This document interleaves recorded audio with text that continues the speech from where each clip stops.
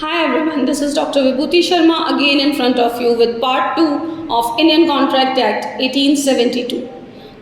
In the previous part 1, we have discussed about what contract is, and today we'll be discussing on the classification of contract. We can say it's as a kind of contract or types of contract.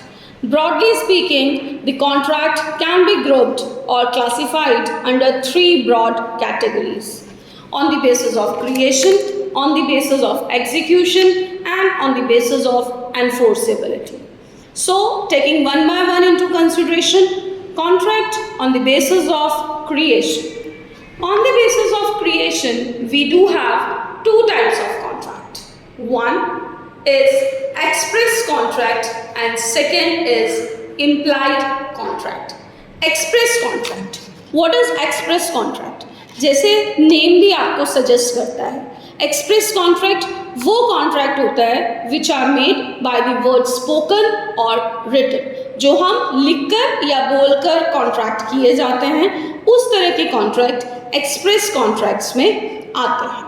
Express contract का example, suppose x ने Y से कहा कि मैं 1 लाख रुपए में आपकी ये कार लेने के लिए, ओल्ड कार लेने के लिए तैयार हूँ, और वाई ने कहा ठीक है मैं आपको 1 लाख रुपए दे दूंगा और ये कार मैं ले लूंगा। Then this type of contract can be expressed as express contract. So the contract made by word spoken और written are termed as express contract. Second, what is implied contract?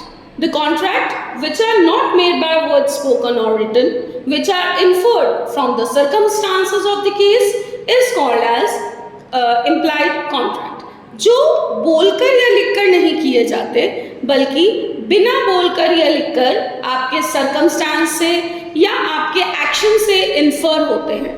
अब ऐसे कॉन्ट्रैक्ट कौन से होते हैं जो एक्शन से या फिर हमारे बिना बोले हो जाते हैं?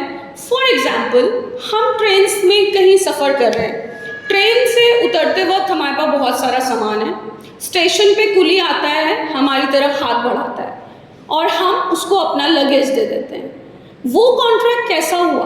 That is an implied contract. ना तो हमने उससे पूछा कि आप हमारा सामान ले जाओगे क्या, ना ही उसने हमसे कुछ किया, लेकिन एक ये अंडरस्टूड वाला कॉन्ट्रैक्ट है कि अगर हम उसे लगेज दे रहे हैं तो हम उससे मदद मांग रहे हैं, हम उससे एक कॉन्ट्रैक्ट में आ गए हैं, तो हमें उसको पेमेंट करना पड़ेगा। बाद में अगर हम उसे कहें कि हम आपका पेमेंट नहीं करेंगे तो वो क्या हो जाएगा? वो एक गलत हो जाएगा, तो वो भी कहेगा कि आपने मुझे अपना सामान क्यों दिया। ठीक है, तो इस तरह के जो कॉन्ट्रैक्ट किए जाते हैं जो बिना बोले होते हैं, बट वो आपके एक्शन से या उस सर्कमस्टांस ऑफ द केस से इन्फर किए जा रहे हैं, उस तरह के कॉन्ट्रैक्ट हमारे क्या कहलाते हैं? इम्प्लाइड कॉन्ट्रैक्ट कहलाते हैं। ये तो 2 हुए on the basis of creation. अब आता है on the basis of execution. On the basis of execution contract 3 तरह के होते हैं: executed contract, executory contract and partly executed and executory contract. We will discuss one by one about them. Executed contract वो contract होते हैं where both the parties to the contract has fulfill their legal obligations. That means कि जो दोनों parties contract में indulge हैं, वो दोनों अपनी ऑब्लिगेशंस को पूरा कर चुकी हैं। फॉर एग्जाम्पल, पुराना ही एग्जाम्पल हम इसमें डिस्कस कर लेते हैं। अगर एक्स ने वाई को कहा कि मैं एक कार सेल करने में रेडी हूँ, से फॉर ₹1 लाख, वाई ने कहा ठीक है मैं वो कार आपसे लेने के लिए इंटरेस्टेड हूँ 1 लाख रुपए में। अब एक्स ने उसे कार दे दी और वाई ने उसे 1 लाख रुपए दे दिए, तो दोनों की दोनों पार्टीज अपने अपने ऑब्लिगेशंस को पूरा कर चुकी हैं। इस तरह के कॉन्ट्रैक्ट हमारे एग्जीक्यूटेड कॉन्ट्रैक्ट कहलाते हैं। दूसरा आता है एग्जीक्यूटरी कॉन्ट्रैक्ट। एग्जीक्यूटरी कॉन्ट्रैक्ट वो कॉन्ट्रैक्ट्स होते हैं जहां पर both the parties to the contract has still to perform their legal obligations, जहां पर दोनों पार्टीज को अभी भी अपनी ऑब्लिगेशंस को पूरा करने में टाइम लगेगा। अभी ना तो एक्स ने वाई को कार दी है, ना ही वाई ने एक्स को पैसे दिए हैं। अभी दोनों ने हाँ तो कर दिया कि मैं ले लूंगा और मैं दे दूंगा, लेकिन ना ही एक्स ने वाई को कार दी है, ना ही वाई ने एक्स को पैसे दिए हैं। तो इस तरह के कॉन्ट्रैक्ट जहां पर दोनों ही पार्टीज अपने काम को फ्यूचर कोर्स ऑफ टाइम में पूरा करेंगे, उस तरह के कॉन्ट्रैक्ट्स को हम एग्जीक्यूटरी कॉन्ट्रैक्ट्स बोलकर चलते हैं।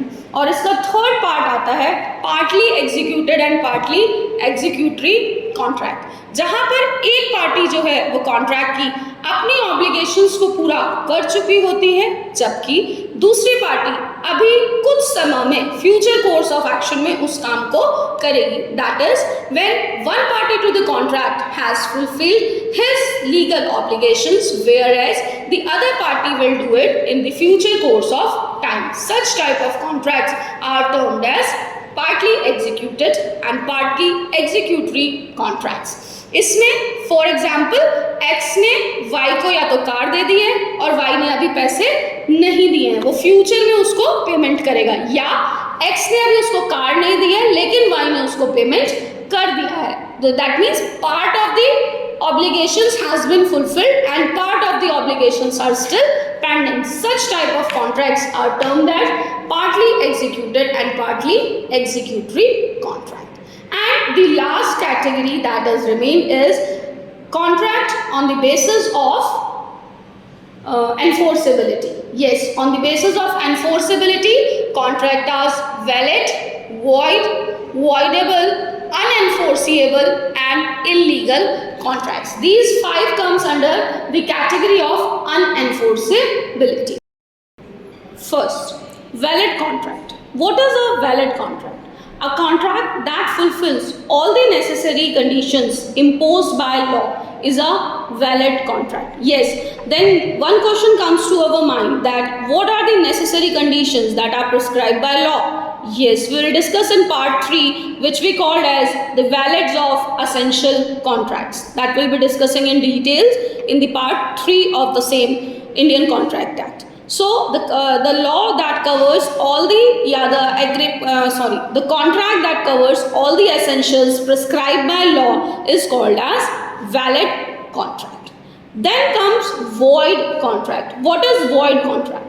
The contract which was valid when entered into, but due to subsequent changes in law, impossibility of performance or some other reason, the contract cannot be fulfilled now, then it is called as void contract. That means जिसको अब enforce नहीं किया जा सकता. For example, India and Pakistan, an Indian company has been in a contract with a Pakistani company to supply some wool to them, but if in a period of 3 months, and then a war comes in between India and Pakistan. But the contract made during the time when the date when it is commenced is 3 months before. The relationship between both the nations are good at that particular time. So that was valid at that time. But now, due to the war, we cannot complete that particular contract. These type of contract are called void contract, है ना। जैसे India ने पाकिस्तान की किसी company के साथ contract किया कि हम आपको वूल सप्लाई करेंगे 3 मंथ्स में। उस टाइम हमारे रिलेशंस उनके साथ सही थे तो हम कॉन्ट्रैक्ट कर सकते थे, लेकिन अब चूंकि उन 3 महीनों में कुछ ऐसी परेशानियां आई कि India is at war with Pakistan, तो अब हम उनके साथ कॉन्ट्रैक्ट नहीं कर सकते। क्यों? Because of impossibility of performance. इस तरह के कॉन्ट्रैक्ट्स हमारे वॉइड कॉन्ट्रैक्ट्स कहलाते हैं। वॉइडेबल कॉन्ट्रैक्ट, वॉइडेबल कॉन्ट्रैक्ट्स वो कॉन्ट्रैक्ट्स होते हैं which can be set aside, repudiated और changed at the options of aggrieved party. That means अगर कोई एक पार्टी जिसको नुकसान हो रहा है, एग्रीव पार्टी कौन होती है? जो अपनी आवाज़ रेज करती है, और आवाज़ कौन रेज करता है? जो प्रॉब्लम में होता है, जो लॉस में होता है, जिसको कोई दिक्कत हुई होती है। तो अगर कोई एक पार्टी एग्रीव पार्टी होती है और वो चेंज कराना चाहती है, मे बी वो ये प्रूव कर दे कि ड्यू टू कोअर्जन ऐसा हुआ है। कोअर्जन मीन्स जोर ज़बरदस्ती से किसी से कोई काम कराना। तो इस तरह के हमारे कॉन्ट्रैक्ट्स क्या कहलाते हैं? वॉइडेबल कॉन्ट्रैक्ट्स कहलाते हैं। फिर आता है अनएनफोर्सिएबल कॉन्ट्रैक्ट। कुछ कॉन्ट्रैक्ट्स ऐसे होते हैं जो लॉ के द्वारा एनफोर्स नहीं किए जा सकते बिकॉज ऑफ सम और the other missings of the essentials. For example किसी कॉन्ट्रैक्ट का रजिस्टर होना ज़रूरी था, हमारे कॉन्ट्रैक्ट की सारी चीज़ें सही हैं लेकिन वो रजिस्टर्ड नहीं है, तो इस तरह के कॉन्ट्रैक्ट को हम एनफोर्स नहीं कर सकते, तो इसीलिए इसको क्या कहेंगे, अनएनफोर्सिएबल contract. The contract which can not be enforced by law is called अनएनफोर्सिएबल contract. And last comes illegal contract. Illegal contracts कौन से कॉन्ट्रैक्ट्स होते हैं, वो कॉन्ट्रैक्ट्स जो लॉ के द्वारा फॉरबिडन होते हैं। The contracts that are forbidden by law are called illegal contracts. जैसे इंडिया में सट्टा मना है, तो वेगरिंग एग्रीमेंट्स जो होते हैं वो सब हमारे, अगर किसी ने किसी के साथ सट्टा लगाया और वो पकड़ा गया तो वो क्या हुआ, लगाने वाला भी और करने वाला भी दोनों ही पकड़े जाते हैं। क्यों, क्योंकि वो हमारे लिए इलीगल है। तो इस तरह के कॉन्ट्रैक्ट्स को हम इलीगल कॉन्ट्रैक्ट्स बोलकर चलते हैं। तो अभी हमने डिस्कस किया on the basis of creation, on the basis of execution and on the basis of enforceability. तो हमने ये आपके तीनों तरह के कॉन्ट्रैक्ट्स को डिस्कस किया है। आपने शुरू में डायग्राम देखा होगा, उस डायग्राम से आपको ये चीज़ें क्लियर हो जाएंगी। Thank you.